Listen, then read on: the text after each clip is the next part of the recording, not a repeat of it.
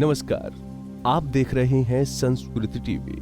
दोस्तों, भाद्रपद महीने की कृष्ण पक्ष की तिथि को जन्मे भगवान श्री कृष्ण के मानव अवतार को लेकर कई तरह की मान्यताएं प्रचलित हैं।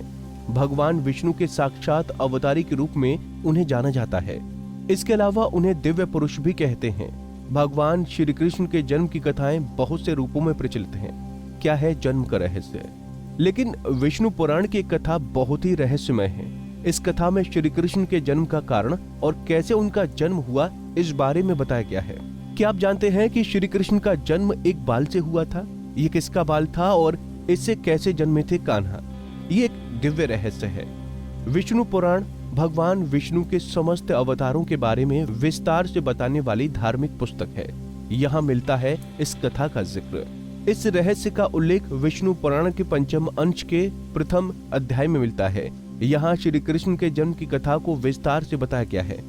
कथा के अनुसार द्वापर युग में जब कंस का अत्याचार बढ़ गया और राज समाज प्रजा पर कठोर अन्याय करने लगे, तब धरती एक बार फिर पाप के बोझ तले दबने लगी। उसका भार बढ़ने लगा। धरती ने लिया गाय का रूप। ऐसे में धरती ने गाय का रूप धरा और विष्णु लोक में जाकर रंभाने लगी।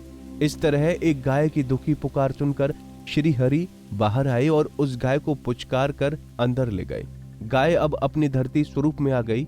धरती ने कहा कि कंस का अत्याचार बहुत बढ़ गया है। वो मनुष्यों तो क्या, जीवों को भी नहीं जीने दे रहा।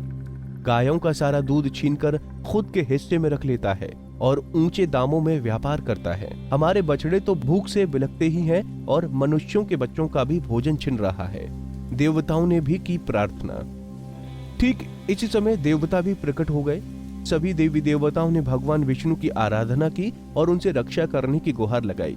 तब भगवान विष्णु क्रोध में उठ खड़े हुए और ब्रह्मा जी के सामने अपने श्याम और श्वेत दो बालों को उखाड़कर कहा, पृथ्वी पर पाप का आभार कम करने के उद्देश्य से मेरे श्याम बाल से भाद्र कृष्ण अष्टमी तिथि को श्याम श्री कृष्ण अवतार लेंगे। सफेद बाल से बलराम जी का जन्म होगा। इसीलिए गायों से प्रेम करते थे श्री कृष्ण। गाय के रूप में धरती के आने के कारण श्री कृष्ण ने उन्हें वरदान दिया कि मैं तुम्हारे नाम से ही गोपाल बनकर जाऊंगा। इसीलिए श्री कृष्ण गायों से प्रेम करते थे। इसके साथ एक और कथा आती है। भगवान विष्णु ने देवकी के गर्भ में दो बाल रोपे थे। इनमें से एक का रंग काला और दूसरे का रंग सफेद था। चमत्कारिक तरीके से दोनों ही बाल रोहिणी के गर्भ में स्थानांतरित हो गए और काले रंग के बाल से श्याम वर्ण के कृष्ण का जन्म हुआ और सफेद बाल से बलराम पैदा हुए।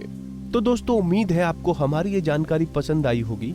ऐसी ही धर्म और आस्था से जुड़ी जानकारी के लिए देखते रहिए संस्कृति टीवी।